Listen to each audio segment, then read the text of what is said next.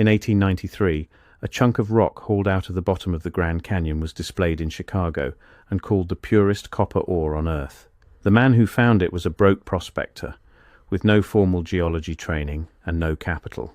4 years later, the workings that produced it were shut down, timbered over, and left to fall in on themselves. He held the claim for another decade and barely touched it. He spent the rest of his life running a hotel on the rim. The official reason is that hauling the ore out cost more than the ore was worth. That reason is almost certainly true. It is also the least interesting true thing anyone has ever said about this place. Because if you go looking for what actually happened at the Last Chance mine between 1890 and 1913, you will not find a monster or a lost civilization or an iron door with a Smithsonian padlock on it. You will find something stranger. You will find a paper trail. And the paper... I have to pause here for a second. Because what I just described, that is one case from a much larger pattern. There are 35 documented cases in a document I put together. Different cities, different decades, different types of evidence. Every single one follows the same sequence: discovered, documented, acquired, disappeared. I could not fit all of it into a video. It's in the pinned comment below. Find it before we continue. Trail says that the most valuable thing ever extracted from the Grand Canyon was never copper at all. Let's go down there. Start with the ground itself, because you cannot understand any of this without understanding what a lunatic proposition mining the Grand Canyon actually was. The canyon is a mile deep. That number gets repeated so often it stops meaning anything, so translate it. A mile deep means that to get a load of ore from the bottom to the top, you have to lift it the height of about 4 Empire State Buildings stacked on top of each other, on a trail that a mule can barely stand up on, in a place with almost no water, almost no timber, and almost no way to get anything to the nearest railroad, even after you get it to the top. In 1890, the nearest railroad stop was Flagstaff. From the South Rim, that was around 70 miles of open, waterless, ungraded high desert. Not 70 miles of road, 70 miles of scrub and volcanic rock and washouts in wagons. So the full journey for 1 pound of ore looked like this: mule it up out of the canyon. Wagon it 70 miles across a plateau, load it onto a train, ship it to a smelter, and then, at the far end of all of that, hope the price of copper on the open market is still high enough to pay for every single step you just did. Nobody sane does this.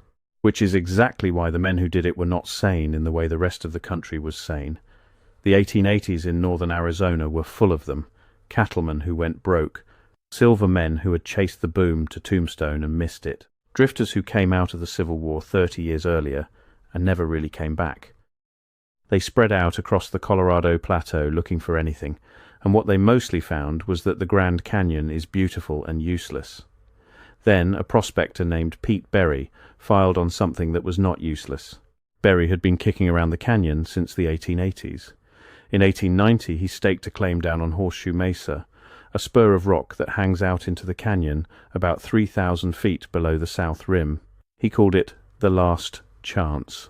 The name tells you everything about his financial situation. What he found in that rock was copper, but calling it copper undersells it. Ore is a percentage game.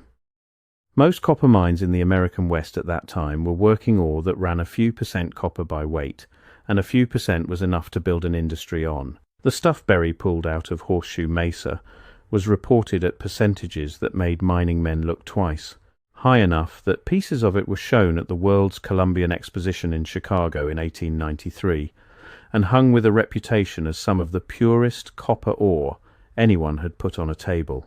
Now hold that thought, because this is where the story people tell and the story the ledgers tell begin to separate. The story people tell is that Berry hit a freak deposit, got famous for it, and then got beaten by geography. Sad, romantic, over. The ledgers tell you something more uncomfortable. Berry did not stop because the ore ran out. There is no clean record of the vein pinching to nothing. He stopped because in the middle of the 1890s, the entire economic logic of what he was doing collapsed underneath him. And it collapsed for reasons that had nothing to do with the Grand Canyon and everything to do with New York. Here is what was happening above his head while he was underground. The United States in the 1890s was in the middle of a slow-motion monetary civil war. The fight was over what money actually was. Silver interests, farmers, and a lot of the West wanted silver coined freely, which would have expanded the money supply and made debt easier to carry. Eastern banks and the industrial creditor class wanted gold and only gold, which kept money scarce and debt heavy. In 1893, the whole thing detonated. Banks failed by the hundreds. Railroads went into receivership. Unemployment in some cities went past 20%. It was, until 1929, the worst depression the country had ever seen. And the price of industrial metals went straight down with it. So picture Berry in 1895 or 1896. He is standing on a mesa 3,000 feet below the rim, holding the purest copper ore in the country, and the country cannot afford to buy it. Every pound he lifts costs him more to move than it did the year before, in real terms, because money got harder and prices got softer at the same time. By 1897, he did the only rational thing available. He stopped digging and started building a hotel. That hotel was the Grandview, right on the rim above his mine. And this is the hinge of the entire story, so slow down here. A man who spent 7 years fighting a mile of vertical rock to get copper out of the ground looked at his own numbers and concluded that the better business was selling beds and meals to tourists who wanted to look at the hole he had been digging in. He was right. That is the part that should bother you. And before we go on, sit with the physical reality of what he was walking away from, because the numbers here are genuinely brutal and almost nobody quotes them. A mule carries a couple of 100 pounds. Call it that. To move a single ton of ore out of Horseshoe Mesa, you need roughly 10 mule loads, and each of those loads has to come up a trail with switchbacks so tight the animals have to be led rather than ridden, in summer heat that regularly runs past 100 degrees down in the rock, with water hauled in because there is no reliable water on the mesa. A mule and a man might manage that circuit once a day if nothing goes wrong. So a ton of ore is a day of work for a whole string of animals and men, and that is before the ore has moved a single inch toward a buyer. Then you load it into wagons and cross 70 miles of plateau to Flagstaff. Then you pay the railroad. Then you pay the smelter. And at the end of that chain, in the mid-1890s, copper was selling for around $0.10 a pound on a good day and less than that on a bad one. Run it. 2,000 pounds at 10 cents is $200 a ton, gross, in an era when a labourer made a couple of dollars a day. Now subtract the mule string, the packers, the timber, the powder, the water, the wagons, the freight, the smelting charges, and the assessment work required to keep the claim alive at all. There is nothing left. There was never going to be anything left. The ore could have been 90% copper, and it still would not have penciled out, because the cost was not in the rock.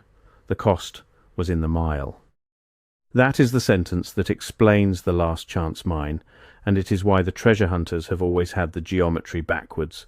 The canyon did not hide something valuable.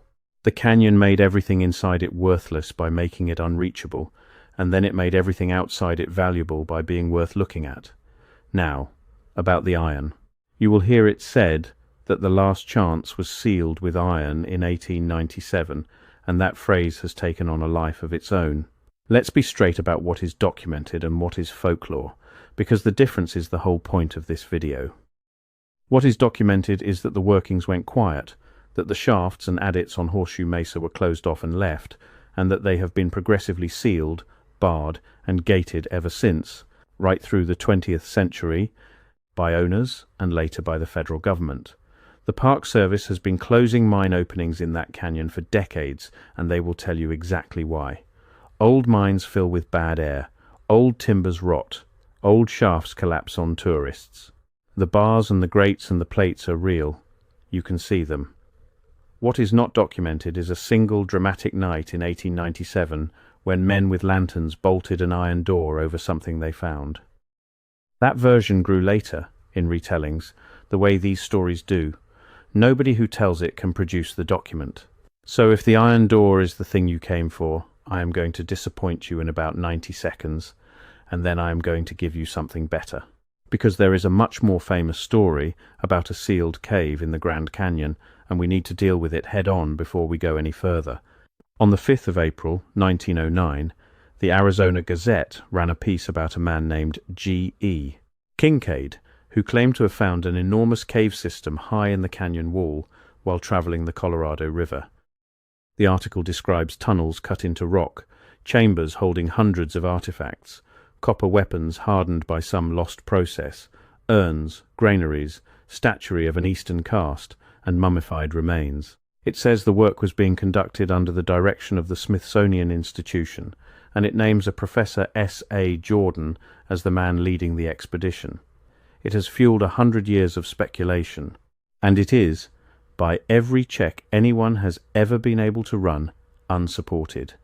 There is no verifiable record of a Smithsonian expedition matching that description. The Smithsonian has said, repeatedly and on the record, that it has no such archaeologist in its history and no such collection.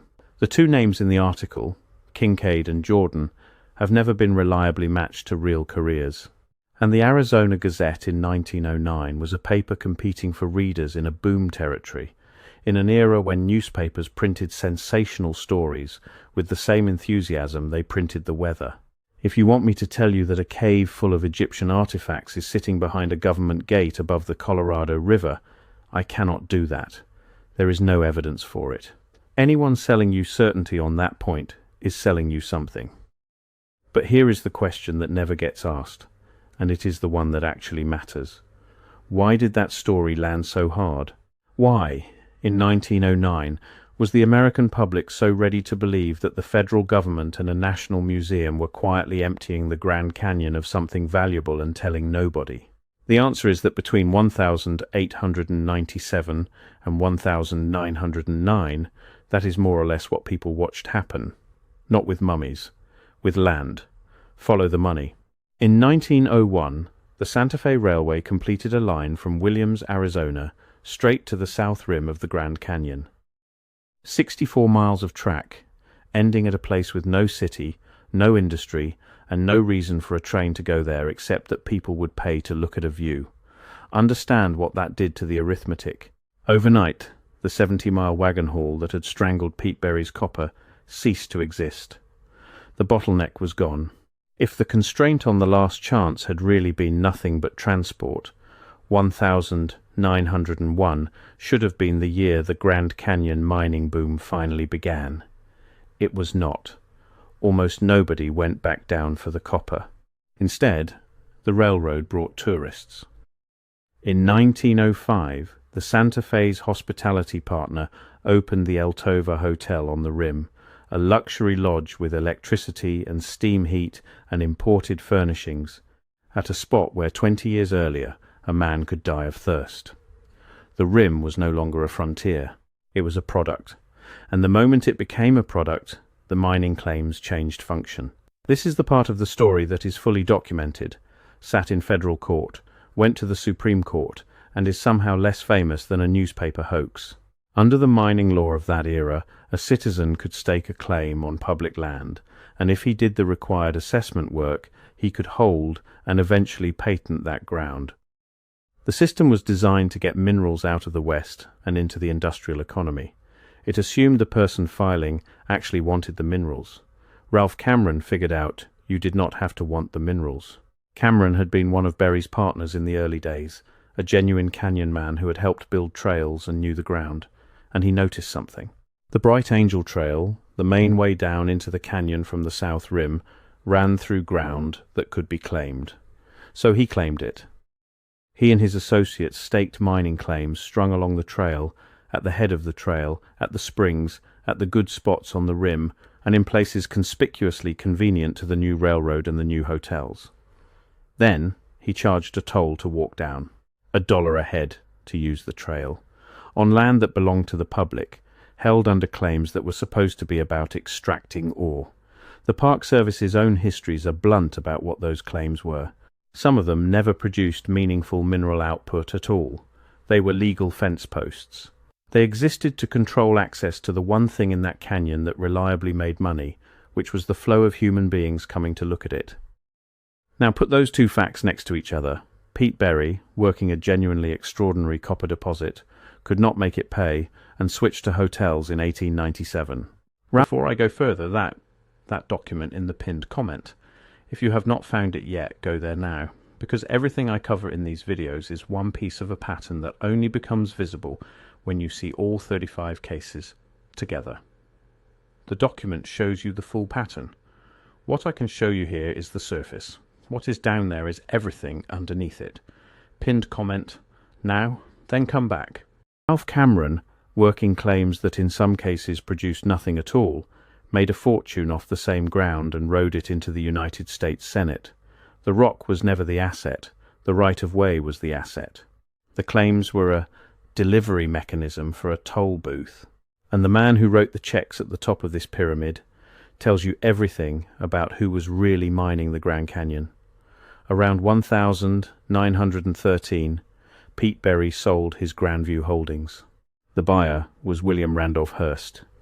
The newspaper baron, the man whose papers helped push the country into war with Spain, the single most powerful media proprietor in America, quietly buying the rim of the Grand Canyon, including the ground above the purest copper ore in the country, and doing exactly nothing with the copper.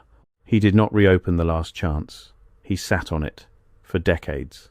He held that rim frontage while the federal government slowly closed in around him, and he fought them over it, and the government eventually had to condemn his land and pay him for it to get it back. Ask yourself what Hearst thought he was buying. He was not buying ore. A man with his money could have financed a tram, a tunnel, an aerial cableway, any of the engineering solutions that were absolutely available in 1913. He bought a view. He bought the best seats in a theatre he knew was about to sell out. And that brings us to the government's move. In 1906, Congress passed the Antiquities Act, giving the President the power to set aside public land as a national monument by proclamation alone. No congressional vote, no local approval, a signature. In 1908, Theodore Roosevelt used it on the Grand Canyon. He declared over 800,000 acres a national monument in one stroke, and he did it explicitly on the grounds that the canyon was an object of scientific interest. That word, scientific, is doing an enormous amount of legal work. The Antiquities Act was written to protect archaeological sites from looters.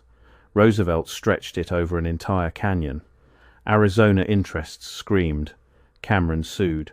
The fight went on for years, all the way through Cameron's Senate term, and in the 1920s the courts finished the job. His claims were invalidated. The tolls stopped. In 1919, Congress made the Grand Canyon a national park. Here is how the sequence actually reads when you lay it flat. The copper is found in 1890. The copper is celebrated in 1893. The mine goes quiet in 1897, in a depression, and the miner becomes a hotelier. A railroad arrives in 1901 and erases the only stated reason the mine failed, and still nobody mines.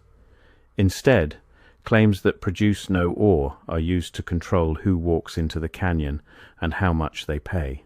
A media baron buys the high ground and sits on it, and the federal government, using a law written for archaeology, takes the whole thing off the private market and hands it to a permanent agency which spends the next century closing every hole in the ground with steel.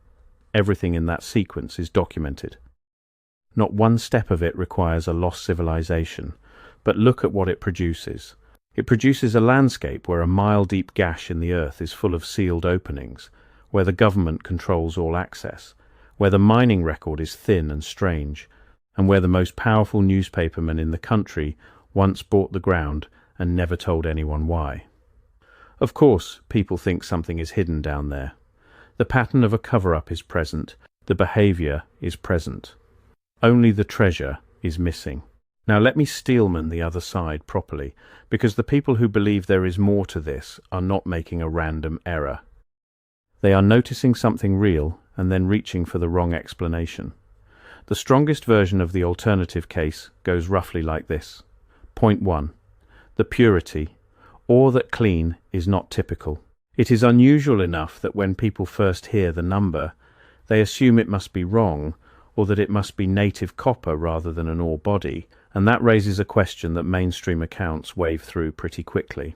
Where does a deposit like that even come from, and why is there no serious follow-up exploration in a canyon that produced it? Point 2. The abandonment. Mines that hit high-grade material do not usually get walked away from. They get sold. They get consolidated. They get financed by somebody bigger. That is what the American mining industry did with everything else in that era.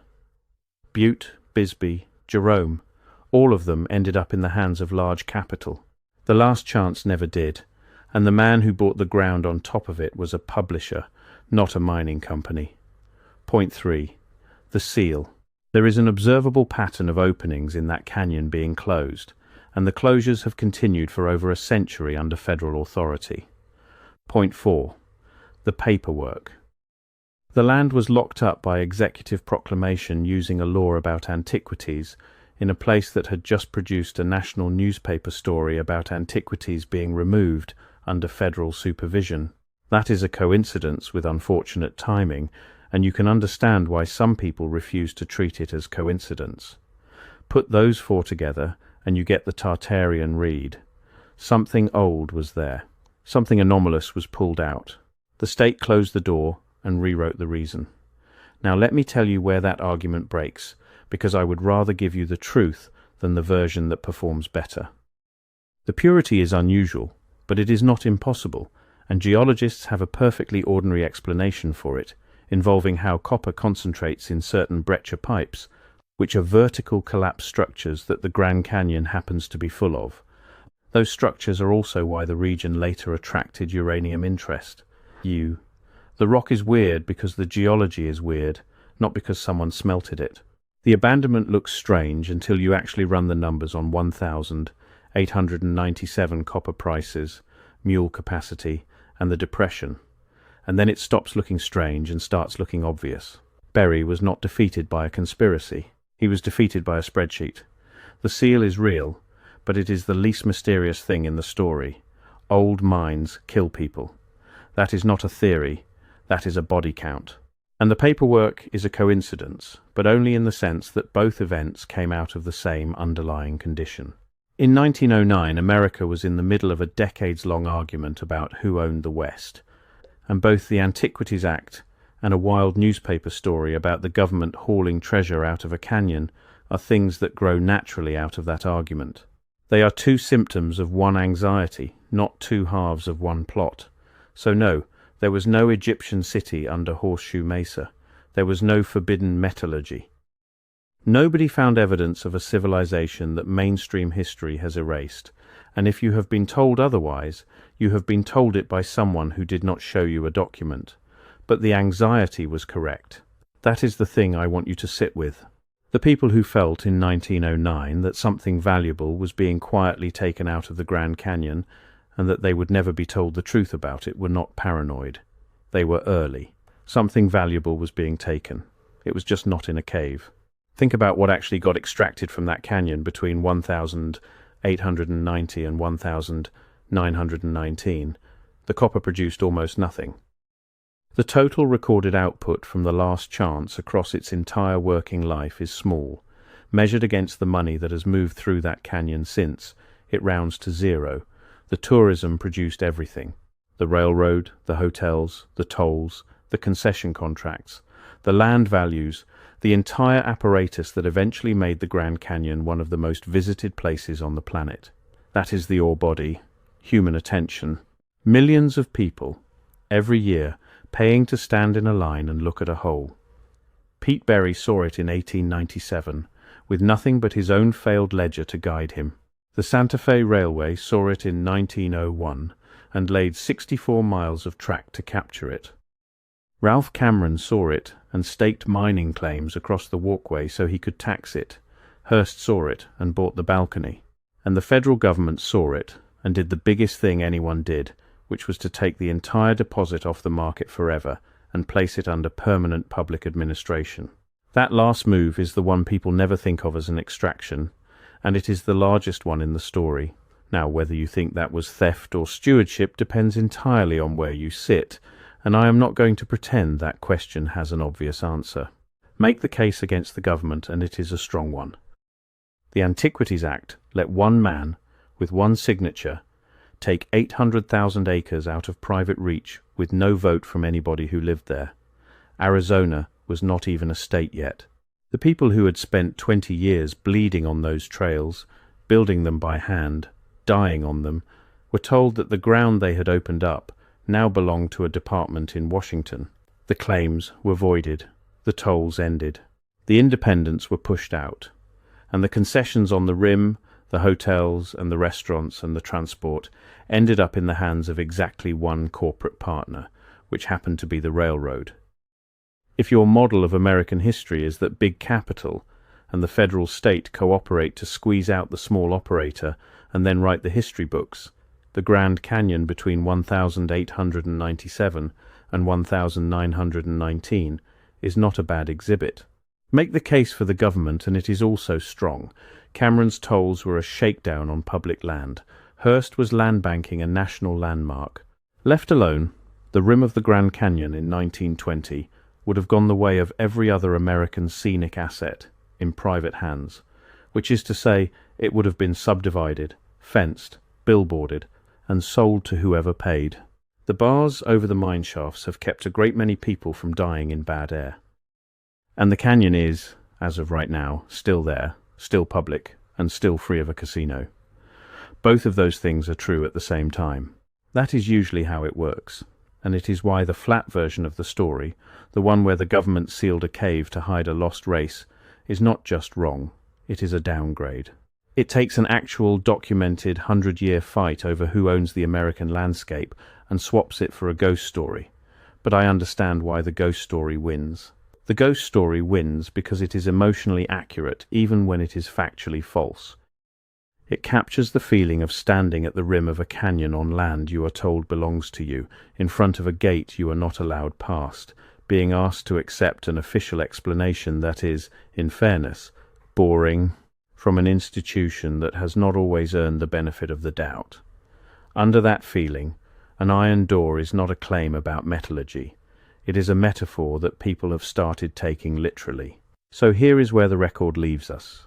Down on Horseshoe Mesa, 3,000 feet below the rim, the workings of the Last Chance mine are still there, collapsed in places, sealed in others. There are old cans and rusted fittings and the stone remains of a cookhouse scattered across that mesa, and hikers walk past them every season on the Grandview Trail, which is the same trail Berry and his partners cut by hand into the cliff, and which is still one of the steepest maintained routes into the canyon. The copper in that rock is still, as far as anyone knows, as pure as it ever was. Nobody is going to mine it. Nobody has seriously tried in over a century. The Grandview Hotel is gone.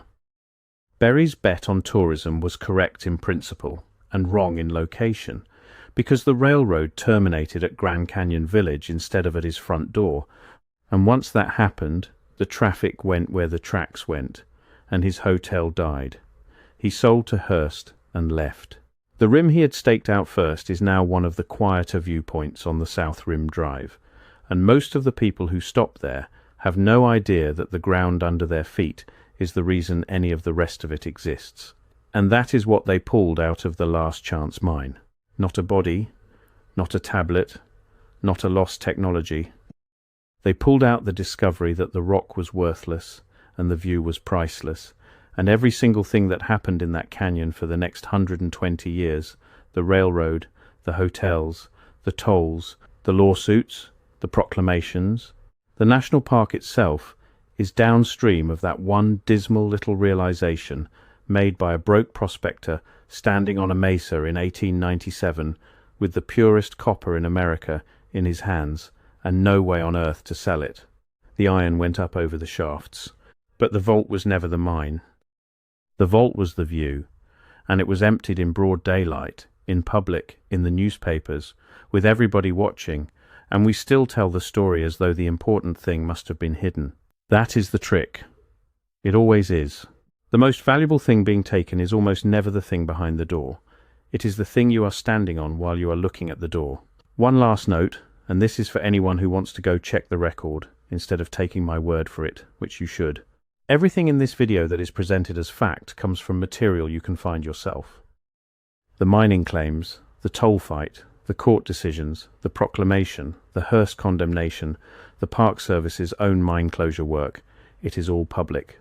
Meanwhile, the parts of the popular story that get repeated the loudest, the cave, the mummies, the Smithsonian expedition, the professor with no career, rest on one newspaper article from 1909 and nothing else.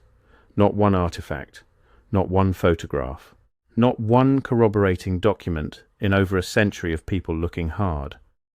If a lost civilization was sealed inside the Grand Canyon, it left less evidence than Pete Berry's cookhouse, and Pete Berry's cookhouse is still sitting out there on the mesa, rusting, in the open, where anyone can walk up and touch it. Believe the cans.